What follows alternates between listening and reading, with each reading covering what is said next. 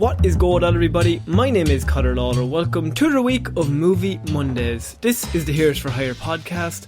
We are back again talking all the week's movie news, entertainment news, and just generally having a bit of a chit-chat about everything to do with film. As always, I am joined by my partner in crime, Mr. Shaun Meehan. Shaun, how is it going? Well, look, I messed up big time today, Connor. Oh no. So here's what I did, right? I mopped the floor. Classic move. Good old Shaun mopping the floor. What did I do not 10 seconds after? Didn't I cut open a crusty roll? Oh, there's crumbs. There was crumbs everywhere. I had to re-mop. Oh, it was terrible.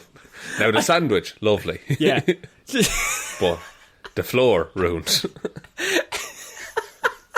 Do you know what? That every week I throw to you, and I don't know where we're going to go. But now I really just have to ask sometimes of your days. Do you not feel like maybe a Big Brother situation where we follow you around would be good content for all these people? Maybe. I mean, look, I've seen the second half of The Truman Show, and it all seems to go pretty well for Truman by the end of it. I think he's pretty level-headed near the end. Maybe, yeah, so maybe that could be me, you know, you just follow me around and see what I get up to for the day. Like a nanny cam on a dog. Just, you know, by the way, he's asleep. Oh, that's good. In my head, you were cutting the roll, but also like slipping, so it was like, whoa! Just like slicing at the same time. And I'm trying to like pick up a bowl of peanuts and it's just like going everywhere. Who put all those banana peels on the floor? Oh no!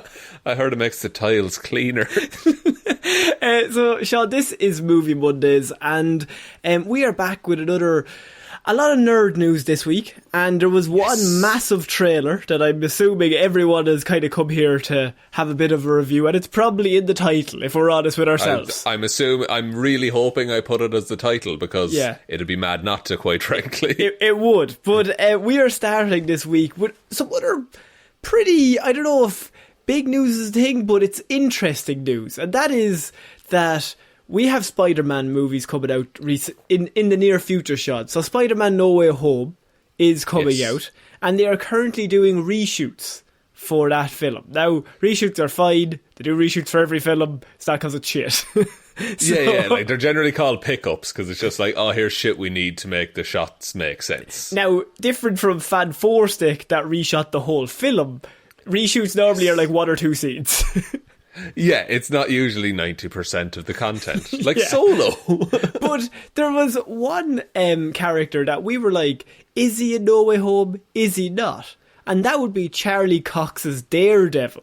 Yes, famous Matthew from Murdock. Matthew Murdock, as he's pronounced somewhere. But he is from the Daredevil series. And there's lots of nerds like ourselves out there thinking, we would love to see Daredevil in the MCU. I mean, he's technically already part of it, but he's not really, because they've never actually acknowledged any of the Netflix stuff. Apparently they've thrown out all the Netflix stuff as just non-canon. Like, it's just stories that were told, but they don't play into the MCU at all. That was done, I think, in the last couple of months. And I think a lot of people were fine with Iron Fist being forgotten.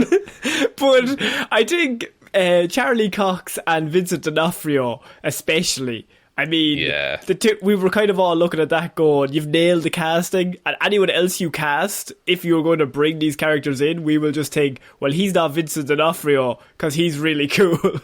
Yeah, you did it so right in the first time. Like, it's like the way they brought back J.K. Simmons. It's just like, you can't improve on that casting. And so we actually might have another piece of the puzzle, Shaun, this week, that Daredevil, I'm going to put my foot down and say he's probably going to be appearing in No Way Home.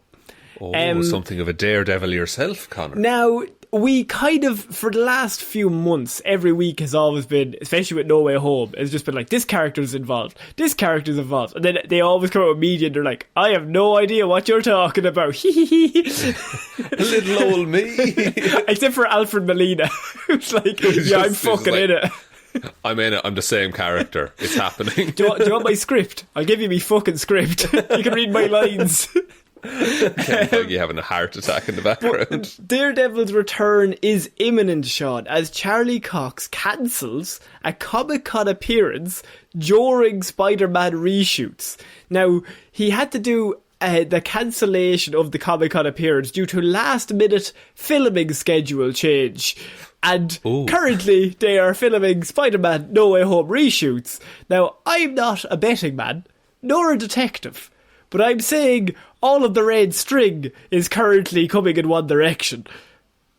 It really is. Now, like, that lines up far too neatly for it not to be the case. That, like, because he's definitely in the movie. He has to be in the movie. Also, Charlie Cox is currently filming no other film that he could realistically be filming for.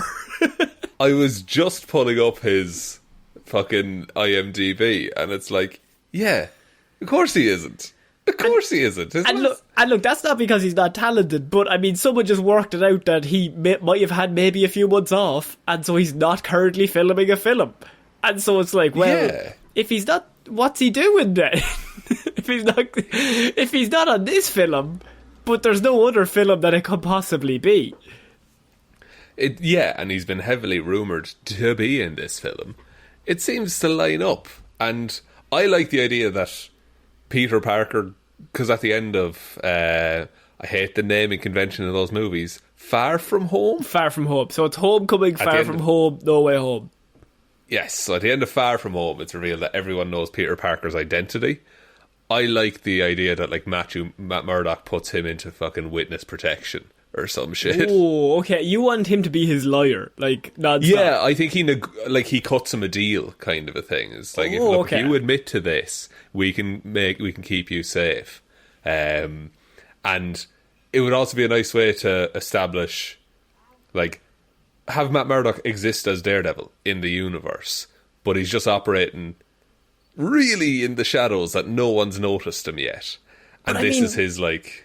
The minute we see Charlie Cox, I mean, personally for me, I'm like, put the Marvel brand behind him and give him a film. Oh, absolutely. But here's the thing, because what if, right? Because if Spider-Man has to go away from New York, New York is going to need someone to look after it for a little while. Except for the other 7 heroes that are currently there. It needs somebody else. Well, look, a couple of them are very dead. And Strange is busy. Strange is fucking busy doing loads of other stuff. Strange is so busy. Thor is doing his own thing. He's in space. Like, there's no one on Earth to protect anyone at the minute. No one in New York, certainly. And this kitchen is real hot. I need a hero. Hawkeye? You could have Hawkeye. Imagine that was the reveal. Then it was just a poster of Charlie Cox, and it's actually Jeremy Renner. Like, Jeremy Renner punches through the poster and, like, walks out John Cena style. I mean, I think the Kevin Feige has talked that the Defenders are on the board and that they might use them, but that's like PR shit. That's just like, oh yeah, we might use them. We don't know. But yeah, it's like a never say never kind of scenario. Exactly. But I think this is our first real confirmation, but not real confirmation, but our first real indicator, I should say, rather, that I think they're going down this route. And if they do, if Matt Murdock is maybe even just a side character that we know about, because a lot of his arc has been completed already by Netflix, and in a very, very satisfying way, and in a really, really good way. So if you bring him back in, you can't really have him learn the same lessons again. So it might be hard to do an actual individual movie for him. Yes, but I also think that, like, it would be really interesting to see Daredevil's take on the snap. Like, imagine, like, okay, so maybe they don't keep the Netflix backstory stuff, but imagine Daredevil took up crime fighting during the snap when everyone was disappeared. Right, but the world wasn't in... Oh, you mean... But Netflix, is that canon? I don't know. As far as I know, it's not, is the thing. Okay. So if it's not, yeah, because otherwise, if Netflix is canon, then New York is built on dragon bones and collapsed. And Iron Fist caused that. Iron Fist punched the dragon bone. It's so dumb. But, like, that has to have happened in the MCU then. Yeah. Look, unless it's another reality. And See, once again, it's now multiverse, so They can do anything. he can be coming from anywhere. It does not even have to be from our actual MCU version. It can be like, it doesn't, and like timelines colliding and all of this shit. It can be whatever they need it to be. But I just want Charlie Cox in the MCU, and I would love a scene with him and Tom Holland as Spider-Man. I think they would have really good chemistry. And then I also want to see Tom Holland against Vincent D'Onofrio, because imagine that scene. That would be terrifying. Like, as much as like it was fun to watch Michael Keaton threaten Tom Holland, Vincent D'Onofrio doing it, I would genuinely fear for his safety. Because Charlie Cox is what, like 6'2", and he's built, whereas like Tom Holland still has that kid aura, so he's not small, but like him against Vincent D'Onofrio is like a whole different visual that you're just like, that kid's gonna die. He's gonna murder him. Charlie Cox actually 5'10". No way. Yeah, not the tallest dude. They put him on a box. Or his stuntman is massive. that might be it as well, yeah. Just do the RDJ and wear like heels the whole time. Dead right. Okay, so we're going to have to move on, Shaun. So I'm very excited about the news. Daredevil could be appearing in No Way Home. I think we can kind of take it for granted that he probably is appearing now if Charlie Cox is filming things, and he's not currently filming anything else. So maybe. So December 17th is when that's coming out. There has to be a trailer sometime soon, surely. Like you would fucking hope so. We're once again recording this on a Sunday, so if it drops tomorrow, we are going to look like idiots. If it drops tomorrow, I will be livid with Martin, and I will be writing a strongly worded letter. First shot, Charlie Cox in the trailer. Oh no, imagine that. They just like spoil it all. It's like, here, you ruined it. You ruined the surprise. So we're moving on to our next piece of news. And Shaun, this is not normally something we would cover on the show, but I find this quite amusing. And so we are going to be discussing Fast and Furious drama that we don't normally get to do. Drama? Oh, I think I've seen some of this. Involving one bald man and another bigger bald man. That is Vin Diesel and The Rock. Are once again, well, maybe not once again, I don't think they were ever off bad terms. I think they just kind of were like, yeah, he's grand for the film. He's like, we're not friends, but like, we'll work together. But recently, Vin Diesel was doing an interview, and he was talking about that he could be a bit harsh to The Rock when The Rock first turned up in those films. Now, those movies make a lot of money, but Vin Diesel said in this interview that the reason why he was being very harsh and a bit tough on The Rock was, he said, I could give a lot of tough love because I'd do anything to get the performances out of the other characters in this film, right? And so he was saying he was being a dick to get The Rock's best performance, which to me is already amusing when you compare the two of them and their age as actors. Oh, yeah. Also, I would say, Vin Diesel, getting the best performance out of cast members is the job of the director, not one of the other cast members. Exactly. Now, this claim got back to The Rock, and his response, I'm only doing it on the show because it made me laugh. And I'm just going to read the first sentence to you, and I hope you react the same way. So remember, Vin Diesel has said he's been a dick to The Rock because he's just trying to get the best performance out of him. He's acting like he's the real hero around here. I mean, he's doing it all for the craft. And so The Rock replied with, I laughed and I laughed hard. I think everyone had a laugh at that. Just shut him down. Vin Diesel thinking he's an actor's actor. He said, I wish them the best of luck in Fast 9 and Fast 10 and Fast 11 or whatever they want to do, but I will not be doing those films. So The Rock is out, but I love the idea that Vin Diesel is in a feud with The Rock because The Rock would murder him. Oh, in a heartbeat. I also feel like it's a very one-sided feud. Like, The Rock does not give a shit. Yeah, I think The Rock is above that stuff. Like, the minute Vin Diesel was being mean, or not even mean, mean sounds very, like, childlike, but I think if you any workplace and there's someone being a dick, like, you're just going to be like, unpleasant. Okay, well, I'm The Rock, so I have other properties that I can do. I'll talk to you later. I'll make Rampage 2. I'll make Jungle Cruise. I'll do anything. Jungle Cruise looks to be a very good rock film. Exactly.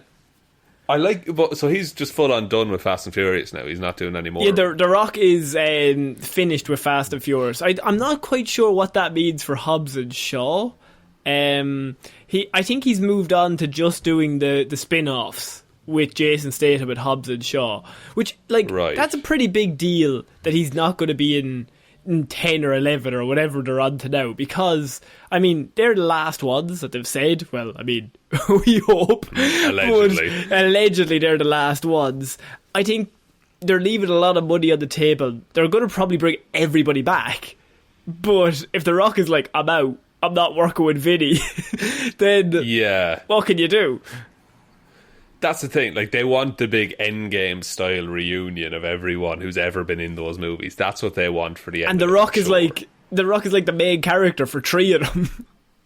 So unless he's written out in a very good way, I don't know. I don't watch those movies. I don't even think he's written out. I think he just like, there's the last movie ends like 8 and he's just like, I'll talk to you later.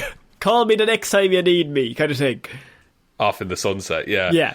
Look, Vin Diesel, he'll need to pick a new, giant, super strong, super built man to have Batista. a feud with, I suppose. He's going for Batista. Well, he can't go for John Cena, because John Cena's still involved, and he doesn't want to piss John off. And Batista's already said he has no interest in doing those films. Did you see that? That's very true. Yeah, he was just like, it's not my thing. Look, it's not my thing. I'm going to be in June. So, talk to us later.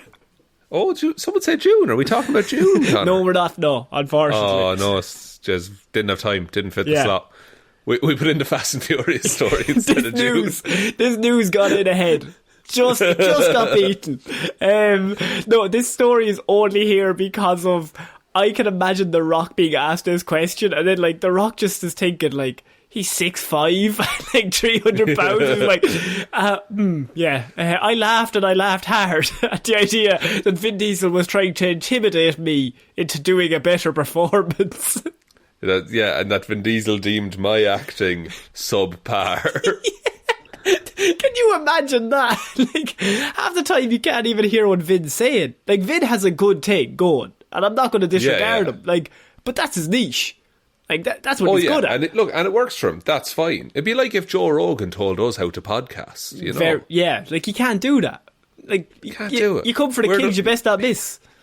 In that situation, we're collectively The Rock, and Joe Rogan is collectively Vin Diesel. It's just the hair follicles. That's mostly, we're going to have to shave our heads just for that. I think so.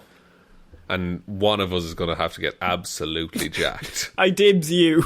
Oh no, that sounds miserable. I like sweets. I don't want to eat 5,000 calories an hour.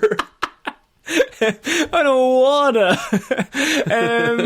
So, Shaun, we're moving on to our next piece of news, and we have finally found our Batgirl for our live-action Barbara Gordon Batgirl film, that will be now coming to HBO Max. So originally this was going to be its own film for DC, but they've now pulled away from that, and they've said, because Joss Whedon was involved, so it was a big deal. And now they've kind of pulled away, and now they're saying that instead it's going to come out on HBO Max. It's going to be a project that's going to just like drive subscriptions, I can only assume. And they have actually settled on Leslie Grace as Batgirl. Now, Leslie Grace, you're doing the IMDb search, I can already tell. Leslie Grace. What else is Leslie Grace in? She's in The Heights. Have you? You know, In The Heights? I've not seen The Heights, no. And then she's a singer as well? Oh, cool. Yeah, I've not seen The Heights. In The Heights. I've not seen The Heights. I like how I said she's in The Heights, and you were like, yeah, I've not seen The Heights. But, I've not seen Heights. I've not seen Heights. But look, I think she's... but I'm just bringing up this news, the fact that we have now our co-directors, which are the Bad Boys for Life directors. The screenplay is being written by Christina Hodson, who did Birds of Prey and The Flash, and now we also have our Batgirl. So everything is fairly lined up that production can start almost immediately, so it's looking like Batgirl could be accelerated, a bit more greenlit than it was, because I think the rumours were that they had been seeing people for weeks to play this role. They ran through like thousands of people just to play this role, and now they've settled on...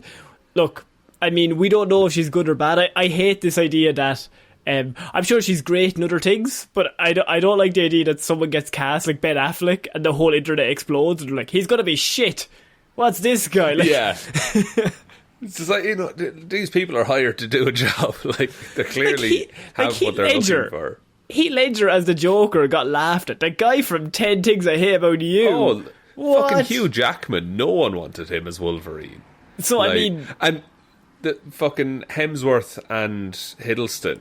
Yes. Like, there's that article floating around. It's like, absolute unknowns cast for Thor. Like, they're the biggest fucking stars. I think Hiddleston retweeted that like just before Loki started, and he was like, yeah, we still think about this. We're still pretty unknown. So I mean, it doesn't... I don't even think she's that unknown. Like, she has been in pretty big movies before. It's just a case of in this comic book world that she's unknown, which is a completely different thing. Like, even Chris Hemsworth was in Star Trek before that, but then he had the audacity to go to the MCU and it's like, who's this guy? Huh? What's he about? Yeah, and like it's interesting as well that they're putting this straight on HBO Max, that it's not getting a cinema release at all. I feel like there might be more talk about this if it was also getting the Batgirl solo movie.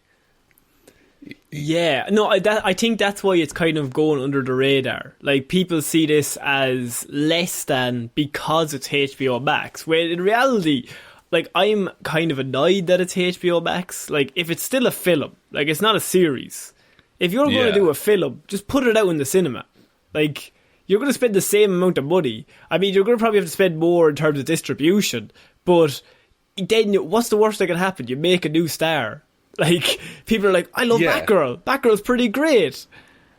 Yeah, now if the trade-off is that they can spend more on the production by putting it on HBO Max and making it a bigger and better production, I'm okay with that. But if they spend the exact same amount of money producing the movie and then just put it on HBO Max so they don't have to pay like distribution or anything like that, that's shitty. Because that means you don't give a shit about the actual movie, you just care about profits. And I think this movie, like, this could make a lot of money. That's why, like, it's a Bat character. And I mean, I know I'm a DC fanboy, if you want to say it, but like, in reality, if you're looking at numbers, if you just put Bat before something, like, it should make some money. Yeah, or if you put Super in front of it, like, by the same token, it's a good formula for success. And so, I mean, you do Batgirl as an introduction, and then you do the Birds of Prey again, bring them back in. Have, like, Barbara Gordon leads the Birds of Prey mostly as Oracle, but I don't think they're going to do the Oracle route. I think they're mostly doing, like, she's in her prime here. Yeah, and look, maybe it transitions to that later on. Like, maybe this is a plan they have for all of these characters going Jared forward. Leto. I don't want to...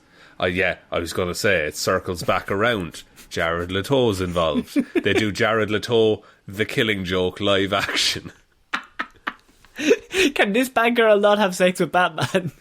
I would really like that. Please don't. I really don't want that. No. Why was that included? That's baffling. It's so weird. I still get, like, you know when you just go, ooh, what do they call it? The ick. You get the ick about it. You get the ick. Like, because what's wild about that as well is because apparently it was done so that Batman would have a reason to care about Barbara Gordon. Like, he didn't fucking have one already. Surely Batman should just care. She's trying to help Gotham. He's like, good Surely stuff. Batman should just want, like, or even if like it was like not a superhero, just a person, Batman would want to rescue a hostage. Is the bottom line. But what if the hostage wants to have sex with Batman? Then he'll want to rescue them more. Yeah, Batman just has to have sex with everyone in Gotham, so he looks after them. What would you like to see as the villain of a Batgirl film? Would you like to see, like, would you like to see some sort of involvement of like a Poison Ivy or something like that, or would you like to go like even bigger? Say like a big team. I don't actually know. Yeah, so like obviously Clayface. Give me a Clayface. Always movie, Clayface. right the fuck now. Yeah. Always Clayface. There's a great episode of Batman the Animated Series, season 4, episode 1. I think it's Holiday Nights. It's called, and Barbara Gordon fights Clayface in a mall for one of the. Class. Give me that one. That's a random trivia piece.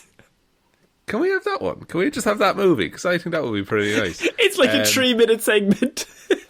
Do you know, actually, because it's Barbara Gordon, it could be really cool to have her go up against Riddler and show how smart she is. Oh, yes. Perfect. Yes. Yeah. But I think Paul Dano's already in the Batman. Fuck yeah, that's the thing. That's the thing. And that's also getting a separate HBO Max series, which will be different. It's a detective show. But yeah. If the detective show obviously would have to follow her father, so but is it like is it that say like does that version of Jim Gordon, which is Jeffrey Wright? Yes. I think it is. Yeah. Does he have is that is what's this lady's name? I've already forgotten it. But is she his daughter in this, or is she a separate Barbara Gordon entirely? Leslie Grace. She Yes. could be a separate. I mean, nobody knows. They're just kind of winging it currently. They're just like, yeah, just throw shit. It'll be fine. Is this J.K. Simmons's Gordon's daughter? No, I think that universe is dead. But is it? Is it though? Because Ezra Miller's still about. Ezra Miller's still about. Oh man, my head hurts. Look, I think Riddler's the perfect villain. If you're going to do a Barbara Gordon, because she is smarter than Batman, and like her main talent is that she's the smartest character in the whole of Gotham, and so everybody, no matter who they are, like goes to Oracle and is like, "Do you have any information? Because you will get this better than me." Because so you have this thing, like if down the line you do want to make her transition to Oracle, you've already established that she's smart, and it's not like her fucking jumping off buildings and doing flips that makes her a hero. It's her brain. Yeah. Okay, so we're moving on to our next piece of news, and this is something that I am going to admit, Shaun, I fucked up. No. Ring the Cotter fucked up klaxon. It hasn't gone off ever in the state of the whole show, so you probably can't find it. But it's fine. I deleted the audio file years ago, correct. The audio file. You were like planning from before we started. You were like, I'm going to play this every fucking week. I'm going to get ready. I'm going to get it. I made a button and it's ready to go. And then it never went off. And then I got rid of it. Perfect. And now look at me. I'm in 100%. But the problem is, Shaun, I missed a story from 2 weeks ago. And it's actually a story that interests me greatly. But for some reason, I just bypassed it. I think we probably just I think maybe we were doing Black Widow at the time. So right, okay. It all got a bit confused up. But, Shaun, I have news of the Barbie film. Starring Miss Margot Robbie. Right, okay. Okay. Yeah. I remember briefly talking about this with you. Years back. I think it was years back. I think it was just like, they're working on this. Yeah. I was like, that's an odd choice, but fine. Now they are doing a Barbie film. You did hear me correctly, and it is going to star Margot Robbie in the film, who is also co-producing it, I think, or is involved as a producer somewhere along the line. Now, I know what you're thinking. You've got a Barbie film. I say you're not into it, okay? And I know that, right? And a lot of people would probably have the same, like, well, this I have questions, but yeah, it sounds a bit shit, right? Sounds like Emoji Movie, like kind of a deal. But now that I tell you Margot Robbie's involved, you're thinking, well, Margot wouldn't get involved in something bad. Like, she's pretty good. Yeah, she knows her stuff, that Margot Robbie. What if I told you the director was a director who is probably one of the best directors working today? And that is our news, that Greta Gerwig will direct the Barbie film starring Margot Robbie.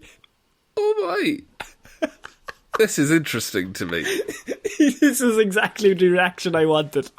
So is this set in like Barbie universe, or is it like?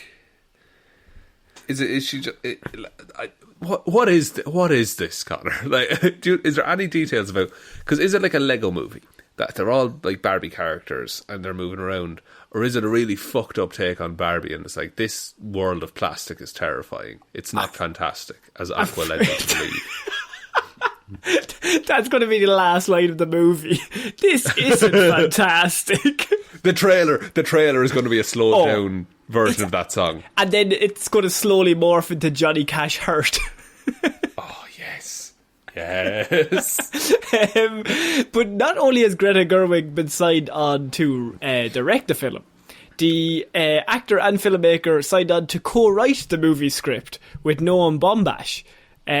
So she is writing and directing the film, starring Margot Robbie. Now, if anyone doesn't know who Greta Gerwig is, Shaun, or why this is interesting and important, who is Greta Gerwig? Greta Gerwig is a very accomplished filmmaker. She did Little Women. Is that what she did recently? Yes. And she's also done, I'm actually looking through, she's done Lady Bird, Miss America, Isle of Dogs. She was a voice, which is, I think, is pretty good. She's also role, like a very prolific actress as well. And in terms of writing credits as well, she has she's done massive screenplays and massive like TV stuff as well. So for her to just sign on to the Barbie project. Now, she only has 11 Oscar nominations from her it's not enough, from Lady Bird and Little Women. She only has 11 from those two, so she's not actually that great. No. That's it. But I'm just very interested in, like, how do you make a Barbie movie, but it looks like they're taking it in a new way? Exactly. And so when discussing the movie, the Margot Robbie was talking, and she said, which is very interesting because we had the exact same reaction. She was like, Barbie comes with a lot of baggage and a lot of nostalgic connections, but with that comes a lot of exciting ways to attack it. People generally hear Barbie and they think, I know what that movie's going to be. And then they hear that Greta Gerwig is writing and directing it, and they're like, oh, well, maybe I don't know what that movie's going to be.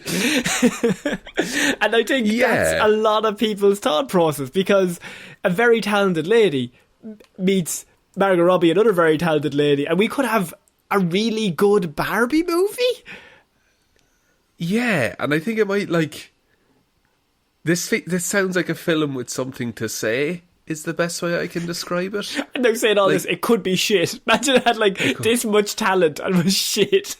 What if you just go straight down the line with it and it's just like Margot Robbie moving with plastic arms and just like it's like Malibu Stacy kind of thing. I can't even I don't think I'm talented enough to even fathom how they will do this. If that makes sense. Yeah, it makes very little sense. Do you address the fact that Barbie has had infinite jobs by any? Is there a multiverse? I would bring multiverse in first 5 minutes of the first 5 minutes. Yeah. Is it all set in a child is playing with Barbies and then it morphs into the real world kind of deal? Who's playing Ken? It like Gremlins? Yeah. Here's what James Marsden is playing Ken. First of all, of course, but. Do you do this Toy Story style? Do you do this Small Soldiers style? Or do you do this... I'm trying to think of a third example of a style where it's a toy but the real world. Like Rock'em Sock'em Robots. Unless it's just in Barbie in name only. It's Margot Robbie playing a character called Barbie. Could be. Does it tie in with Real Steel at all? Does it tie in with Transformers? We're not qualified. That's the one. That's a good example. This could be the Transformers of Barbie. Oh yeah, have a scene that's really not great. Characters are acting real stereotypical. Yeah, that's what we want. Give us that movie. So yeah, I read this, and this came out there 2 weeks ago. and I have no idea how I missed it, but that is pretty big news for this movie that I had very little hopes for, and these additions have made me think I'm like 1% like, what? I'm curious more than anything now, which is a good thing when a film's in development. Yeah. So we're going to move on to our next piece of news, Shaun, and it involves Marvel's Blade reboot. Yes. And the Blade reboot...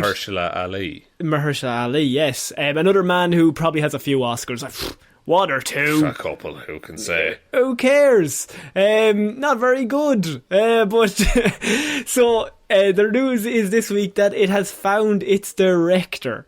And so what's happened is that apparently Kevin Feige and Mr. Ali have been joined by studio execs in meeting with at least a dozen candidates going back to last fall. So they have been meeting people non-stop to try and figure out what they want them to do with this. Now, the director is, for myself, rather unknown, but I don't want to say that because he has done anything wrong. It's probably just I'm ignorant, more so. Right. And it's an up-and-coming director called Bassam Tariq, and he directed Mogul Mowgli. Which right. And so they have brought... Go on. No, that's a Riz Ahmed thing. I remember seeing something about that. I've not seen it. I've not heard of this director before. Yeah, but... and so they've brought this... they've brought him in, but I think the main thing that this struck to me was... This is another one of these Marvel movies that they have cast a director that maybe a lot of people don't know. This is a James Gunn, a Taika Waititi. They just kind of... Kevin Feige's not looking for the big name. He's meeting all these people because he wants the best vision for this character. Yeah, that's the thing. Presumably in this meetings with directors, they had to give what do you think the story this character should be? How should this film behave?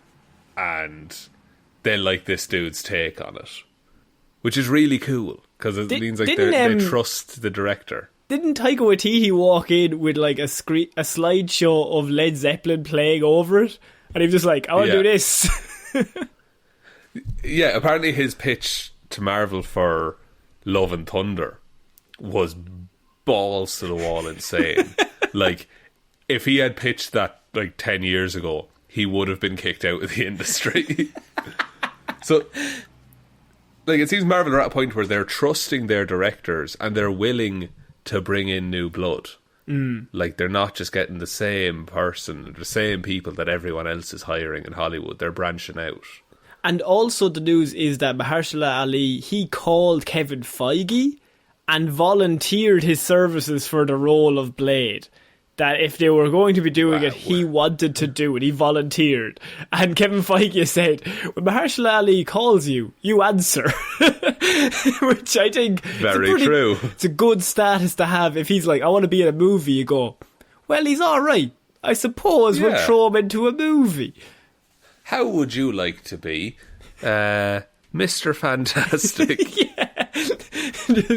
I think this brings two things to mind to me, is that you have a lead actor who is, if he's after volunteering for this role as Blade, he's very involved, he's very emotionally connected to the character, and now you have maybe an unknown director, but somebody that clearly came in and impressed Kevin Feige with the vision that they had for the character. I think if you combine them together, a lot of people were like, I don't know if Blade's going to work. Wesley Snipes actually did a really good job in 1 and 2, and so it's hard to kind of overlook that. It's interesting how this is going to fit into the MCU. They must have a really unique way of fitting it all in to have these characters, to be confident enough to do this. Yeah, no, we do, I feel Marvel do this thing where they pepper in information to get the audience ready. Multiverse was first brought up as a concept in Spider-Man Far From Home, and now it seems to be the main thing happening in the universe. Yeah. In Loki, Owen Wilson's character, Mobius, mentions vampires. Just mentions it, throws it out there, which then gets people talking about vampires in the MCU, and I just feel it's going to keep building on with that. In Multiverse of Madness, if we don't see a vampire, I bet Doctor Strange is going to make reference to them. So that when they show up in Blade, the audience isn't like, this is completely new for this universe and my immersion is ruined. Like, there's that little bit of something in their head that, this can happen. I think you have to do a multiverse situation here. Because if the whole world is ran by vampires and half of them are vampires, I don't know if that works in the world that we've seen. So I would probably say there's a case of he's in his own multiverse that he's the only hero in New York or whatever city, and he's just like destroying all the vampires. Yeah, it could be that. But also by the same token, there's a really good... I watched Far From Home recently. That's why a lot of my references are from that. Okay. But there's a really good line where someone, Mysterio says to Peter Parker, just like, the elementals, they're supposed to be a myth. And Peter Parker, and it's a really good line for Marvel, it says, Thor was a myth, and now we learn about him in school.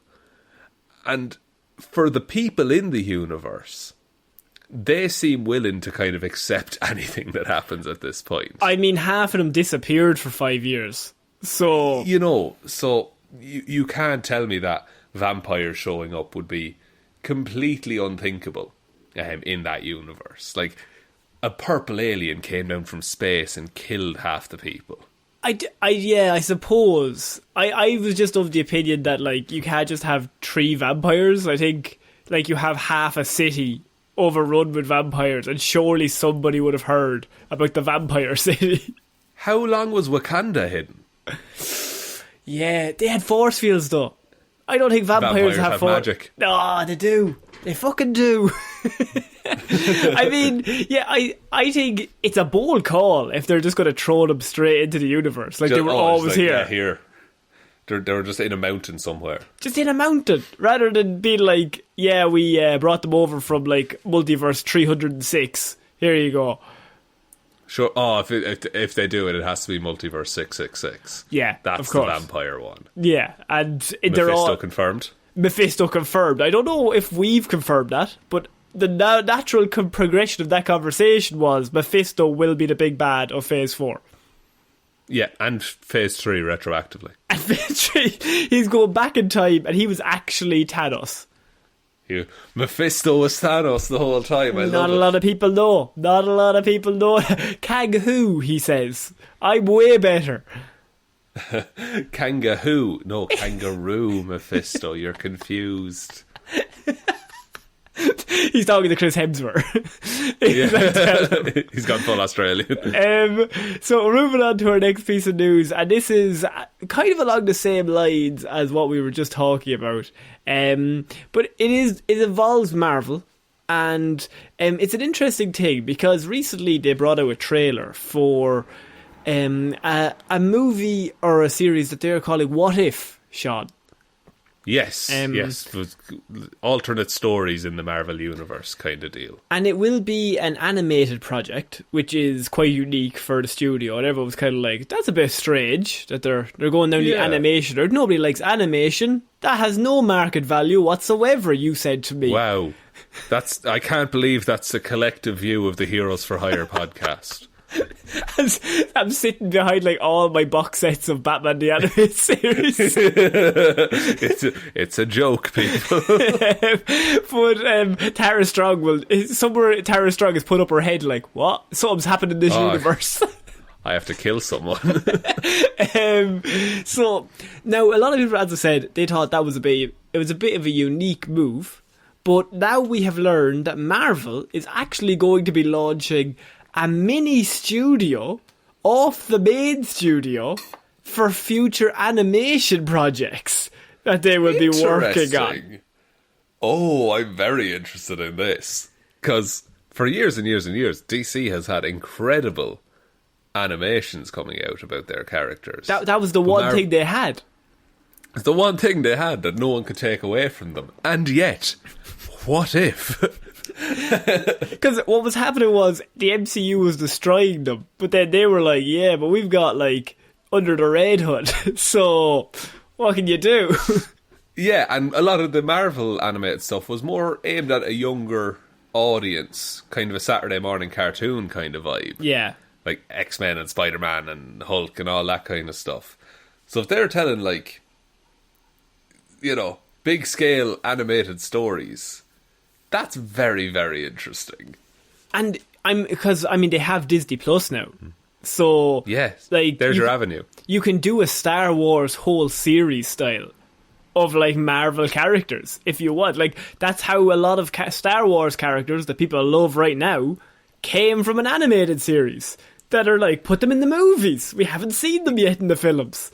Yeah, and it gives you a chance as well to test the waters, I think. Like, you can do weirder, off-the-wall kind of characters and have them pop up, and if people like them, maybe they get incorporated down the line or something. Have they said, like, I'm assuming it probably won't be the main Marvel continuity that will have animations attached to it. You see, that's interesting, because obviously What If is its own thing. Like, it's inbuilt that it's not in the universe. Like, it's just all this random stuff happening. Yeah. I think at the start of it, like, it's the Watcher says there are many universes, this is one of them, kind of a deal. Yeah, and so I actually don't know. I mean, do you make it canon, but then you have to cast somebody from an animated show when you want to bring them in? Or do you just have it as its own thing? It's tough, because, like, on the one hand, it'd be a really cool way to tell more stories in the established Marvel Cinematic Universe. We don't actually have enough superhero stuff. I need more saturation, please. I never once looked at this studio thinking they need another mini studio. There's just not enough. Yeah, like, it's like, and it's not even like, this is like Disney animators. Like, it's Disney money will be put behind these animations. Get the lads from Pixar. Have you heard of a little studio called Pixar? Get the boys from Pixar, bring them across. You're working for us now. Do a Hawkeye story. But, like, it's, in many ways, and we've said this about DC animations, like, animation is the next progression on from telling comic book stories in terms of, like, adapting it to other kinds of media. Like, because it has very similar elements. You can do a whole comic paddle, like paddle by paddle, in an animated film. Yeah, and like your script, you know, the rough outlines of your script are there. Your rough blocking on scenes is there. It's still a hell of a lot of work to actually put it into practice, but I wager Disney could do it. I mean, they probably have enough money to hire enough people to kind of cover them. I would say so. So maybe what it could be as well is a cool way of, like, on that note, adapting big comic runs. Like, adapt the Clone Saga, like Civil War. Adapt Clone Saga, do it. No, I actually think, adapt Civil War, but like comic book accurate Civil War. Because you have everyone. Because they own everyone again. They own everyone, and it's a much easier way that you don't have to do 19 origins. You just like have a small thing in an animated film, and people are much more likely to go, okay, cool. What's his powers? All right, grand. I'll learn about him in the next few episodes. Yeah, and like you'll just get it by context. Like, do Secret Wars, do Original Sin. If they do Original Sin, we're going to get an orb, and that'd be cool. Nobody wants that, though. Nobody wants that. Everyone wants the orb. Imagine they did the orb. Oh, if the orb gets live action, I'm actually going to cry. I want to see Swarm. Give me Swarm and Taskmaster. Swarm, Taskmaster, and then Ringmaster. Ringmaster as well. All the lads together. They call themselves Swarm and the Masters. Oh, very good. Very, very good. But yeah, like, you have all these comics there. Like, adapt those stories. That's a cool way of doing things. So, yeah, look, just when we thought we didn't have enough Marvel content, we now have a whole new branch of a studio that will be bringing us more Marvel content. I love it, but I'm exhausted all the time. I'm always tired. It's just too much. Just leave it. It's too much for me to do. It's too much for you to do. Do you know what? Like, of all the negatives, right, and there's been like a million, the one good thing for the last 12 months is nobody did any movies for like comic book stuff, and everyone got 12 months to be like, catch your breath. Okay, Now we'll go Now. again, because we have 19 Marvel things this year. 90 Marvel things this year. There'll be some DC stuff coming out. There's Invincible on Amazon Prime. Fucking Jupiter's Legacy on Netflix. There's so much superhero media. Suicide Squad is next week. What? Yeah. Oh, fuck. I think it's August 5th. And Shang-Chi is in September. Yeah. Oh. And then we have also Spider-Man in December. I don't know what's in between. Probably like Aquaman 2 or something. Yeah, something shit. Something shit. I just thought of a movie that will probably be in between, Sean. And that is... What? On October 22nd, there'll be a little movie coming out that we will be finishing the show this week, that a trailer has dropped. And we had a teaser trailer a few weeks ago, but this is our first, like, proper, as they call it, official trailer. Yes. And so, Sean, we are talking Dune, as they pronounce Dune? it. Dune. It's Dune? June. Excuse me, I said June. June. With a J. Okay. Because I can't speak correctly.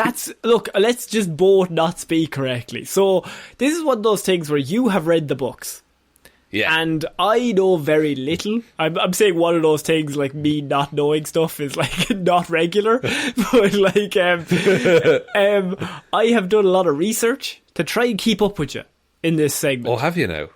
So, and you know me, I'm going to do my research, going to find out names, going to try and figure out what's going on with this. Let me just check my notes. Spice.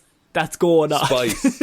Excellent. That's one of the names for it, correct. Because what was annoying me in the last trailer, so like months back, was we had a lot of people on YouTube and like in other podcasts, and like, I'm not calling it, but like people are like, I genuinely don't know anything about this property, and then they're kind of just talking. And me myself in their first review was like, I don't really know what's going on. So we've seen the first trailer, Sean.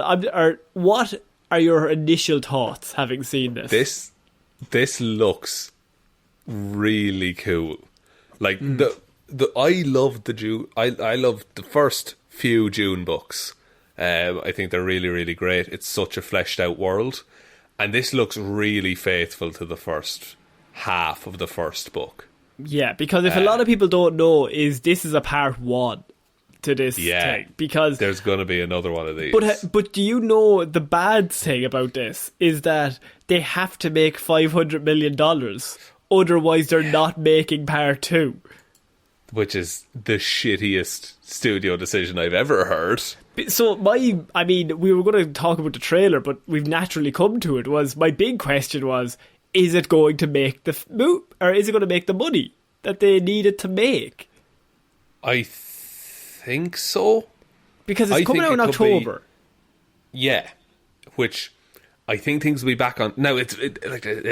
Everything is stacked against this movie because a lot of places will not have the same cinematic freedoms as they would have had this time 2 years ago. Now I still think, and it's only coming out in theatres because there was that whole uproar about HBO Max, where Denis Villeneuve wasn't told that this was going to HBO Max. I still think it's being released on HBO Max on October 22nd. Okay. Yeah, I haven't heard that it would be. Definitely not. As far as I know, it's still coming to HBO Max when it's released, which I don't think Mr. Dennis is very happy about, but apparently it's still happening. Yeah, and so look, I think it'll make the money. I don't think it's going to do $1 billion, but I can see 500 million for this. Yeah, but see, now here's the thing. They did put a lot of gusto behind Blade Runner 2049 as well, and that did not make the money. Now, the original Blade Runner also wasn't that big of a box office hit. It was a cult classic, and so maybe there was precedent for that. But here you also have a movie that could easily make 400, 300 million, and then be like, oh, this is a great film though, you should have seen it. It was pretty good. It could be that. But I think we're in a situation now where fan outcry will get a movie made. Yeah. That they've set that precedence, and Warner Brothers has caved to that in the past. So I do think that that's something that they could do. In terms of people seeing this, I think this is a really good trailer because it assumes nothing.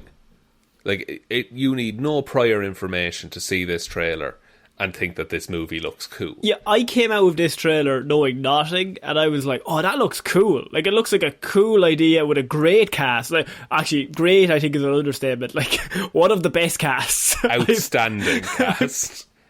That I've possibly ever seen, especially in, like, 2021. I don't know if you can get much more of a stronger cast than this film in 2021 with Timothée Chalamet, Zendaya, Rebecca Ferguson, Oscar Isaac, Jason Momoa, Josh Brolin, Dave Bautista. Javier Bardem isn't even in this trailer. Stellan Skarsgård is here.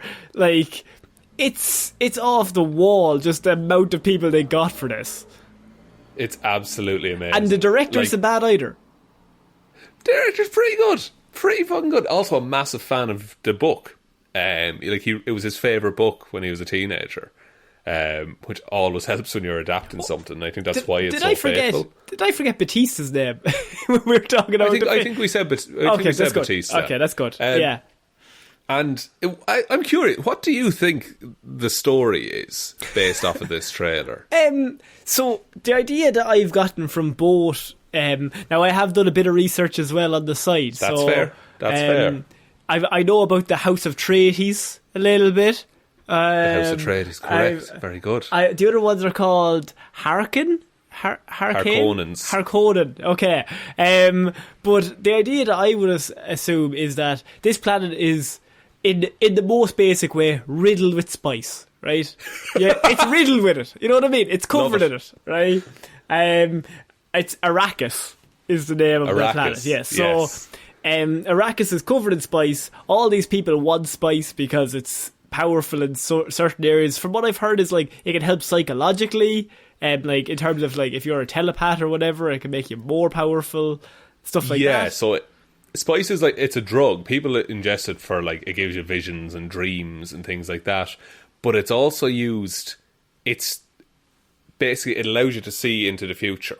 Certain people then are able to channel that, and they're called navigators, and they're the ones who make space travel possible. Right, and they also have the blue eyes. Yes, the blue eyes is a side effect of ingesting spice. Yeah, and so this planet has all the spice, and you have all of these different houses coming to the planet to basically take it, I can only assume. And so you have Bautista's crew who turn up, and they're not happy, and they want all the spice for themselves. And then Timothée Chalamet also has the Traities family, and they're coming in to basically fight against these other people, but they also want the spice. Pretty much, yeah. Like, it's actually, it's much more of a, the Harkonnens were in charge of it, and then, this is written on the back of the book, by the way, so it doesn't matter. The Harkonnens were in charge of it, and then the Emperor gave it to the Atreides. Yeah, okay. And so the best description I had of this film, upon doing my research, is it's Game of Thrones mixed with Star Wars. Yeah, pretty much. Like, and it's the inspiration for both of those, but that's what it's mixed up with. Yeah, like it's so prevalent throughout all of like sci-fi and a lot of fantasy as well, because there's, on the surface it's just an adventure story, but then like there's politics and there's commentary on society and like what it means to be a hero and all of this kind of stuff. And the vibe I was getting is that Oscar Isaac is the father of Timothée Chalamet. Yes. And a very handsome man, Oscar Isaac, of course. But great beard, great beard action. Great beard. Really good beard. The idea that I got was they were given this planet in the treaty, and it's basically like, you have this, and then he sends Timothée Chalamet down to impress him as like, you're my son, you lead the team down and take this for what we're owed. Is that somewhere right, or is that wrong? Like, I like how you're thinking. They have a really good relationship. Okay. Like Paul Atreides is Timothée Chalamet, and his father. That's Leto. a great seed as well. That he's like, no matter what happens, you're still going to be my son. That's it, and that's really accurate to the book. Like, it's not this you're going to be, in charge one day and you need to learn. He's like Leto's just like, ruling is exhausting. Like, it's really tiring. You can do some good, but yeah, like it takes a lot out of you. I feel bad sometimes that I wasn't there for you when I could have been. Like, he's just really straight talking to him. There's no bullshit. And so is it a case that Paul is trying to impress his dad then? Yeah, Paul's whole thing is that, like, he wants to be... he loves his dad, and he respects his dad more than anyone. And so he wants to be like him, basically. Yeah. And even through the books, that carries through all of Paul's life. Yeah, and so we have Zendaya, who's on the planet, and she is in Paul's dreams, basically being like, come to the planet. And it's just like, so he's seeing her constantly. And so then that's when he has the scene with Jason Momoa, where he's like, I'm having these dreams. There's this girl that I keep seeing, and Jason Momoa was like, nothing that happens in dreams is important. It's only in real life, boy. He's playing Duncan, Idaho, and he's one of the best characters. And I really like, there's a throwaway line, it's not from the books, but I think Momoa might have improvised it. Just been like, hey, you're getting a bit of muscle there. Am really? No. No. My man. Every time I see him, like, that's my man. I will say, the combat in this looks unreal. Like, the hand-to-hand stuff. Yeah, the bit at the end with him in the suit, I'm assuming that is like a future that he's seeing. I think so too. I'm not actually sure on it, but I think that's like a vision he has of, like, and he has the blue eyes. What could happen? He has the blue eyes, so he's heavily ingested spice. And they also have similar suits, which I think visually doesn't look that good. But I'm assuming that's comic book. That's book accurate, that they're like white and then kind of not white, just off-white. In terms of like the Atreides and the Harkonnens, is it? Yeah, just in that battle at the end with Paul in the suit, I just think visually you would put them in a different colour. That's nothing to do with the book. That's just visually. Just for ease of like telling people apart. Yeah, I would just say visually even put one of them in green, one of them in bright pink. So there's, I think that, there's like gold and white kind of a deal. But they're very similar on a sandy planet in the sun. But yeah, it makes a lot of sense to differentiate them a little bit. But what I will say, the giant worm looks class. Very clever of them to put it at night time. Very clever. Yeah. Put that at dusk, because every other shot before that is bright sun, and then it goes dusk, and then it just shows giant worm, then it goes back to bright sun. I respect that. And that's the thing, is that's when the worms come out, because it's cooler up above. Makes sense. So, see, I didn't know that. But it makes it look so much cooler. I would recommend reading at least the first book. I think it's really good. Okay. It can be a lot. You kind of just have to go with it. Yeah, it seems like there's you have all of these powerful actors, and actresses, and you have so many people in this, but there's a lot of characters as well. With this big cast, you kind of need these big names, because otherwise it's very easy to get lost in the shuffle, I think. It could be very easy to be like, okay, well, he's just him, but he's Dave Bautista. Okay, well, I better watch him. Who's that? Oh, well, that's Rebecca Ferguson. Okay, well, I better pay attention to her. Yeah. Oh, Timothy Chalamet's on screen? Interesting. I suppose I may watch him. I suppose. Yeah, I suppose he's like the leading man in this. The words I have here is, as a man who hasn't read the books, is that it has a great look and a feel, like a really epic look to just in this trailer alone, and it just looks like a proper sci-fi film that you can just get involved with. Yeah, it's a very real world, like a very lived-in world, it feels like. But I hope it's approachable. The main thing this has to be is just approachable in terms of people who don't know anything come in and they understand. That's true.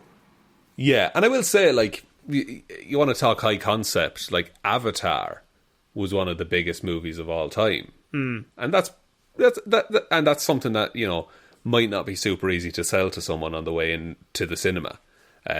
So I do think this will do well. I hope they get a sequel out of it. Yeah, I mean, they have to, surely. If this doesn't make 500 million, what does? But I don't know what Black Widow's on.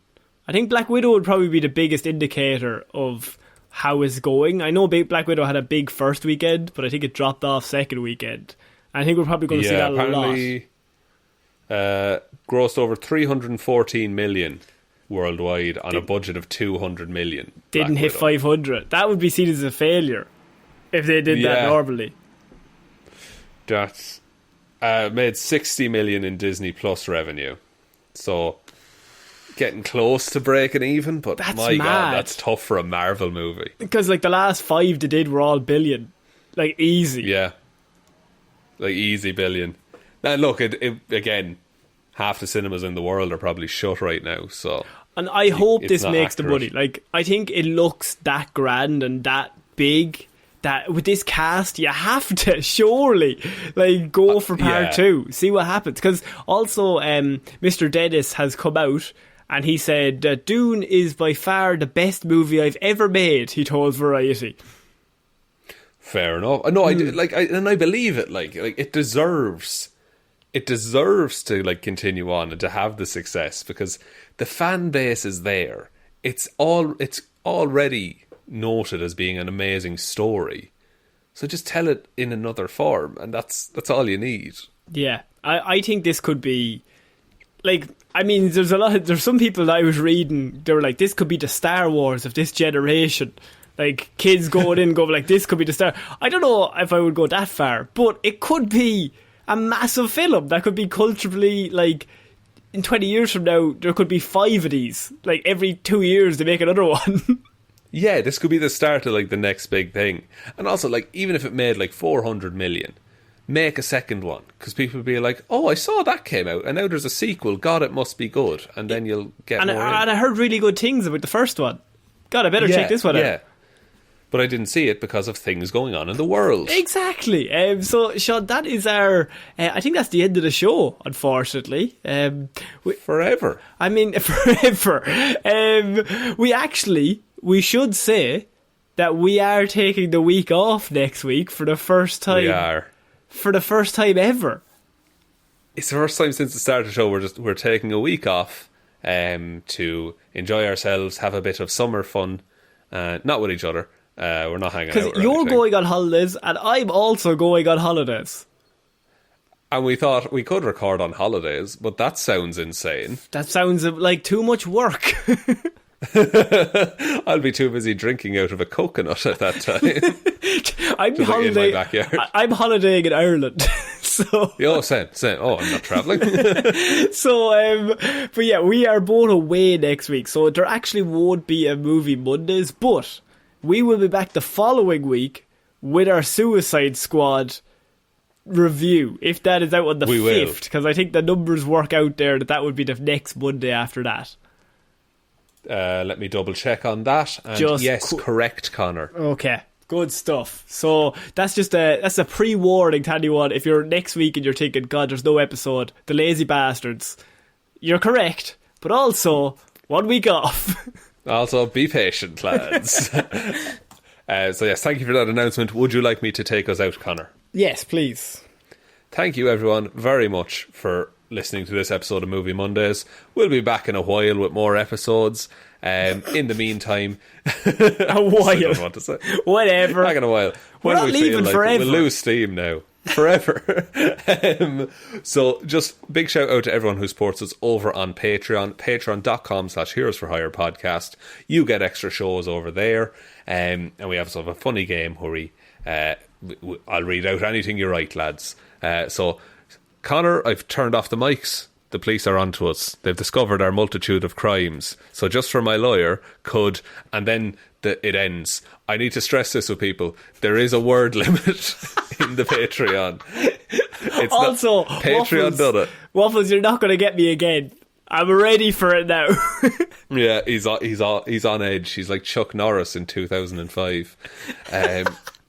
Thank you also goes to Ciara Lawler, David Clarke, Ed Ball, Joe, Heroes for Hire is brought to you by the Nightwing Movie, Lil Dicky's Big Adventure, coming to a post-virtual cloudaplex, Róisín, Schrödóisìn, Hally, Ryan, Right Time, Evanson, Shaun, Heroes Don't Do That, Jamieson, Dominic, Jessiah, Florida Gal Green, Anna, Maureen has the fry on Hjelmroos, Lil Dicky, what was a movie that scarred you as a kid, McGrew? Just going to answer this again and say Willy Wonka and the Chocolate Factory. Didn't like Oompa Loompas back in the day. 05 one or the previous one? No, the original one. Okay. And also thanks Danny McLaughlin, Ray. So do all who live to see such times, but that is not for you to decide. All you have to decide is if you want a fucking latte. And then it just says the letter O. Again, there's a character limit. I'm so sorry. I'm sorry, Luke. It's not my fault.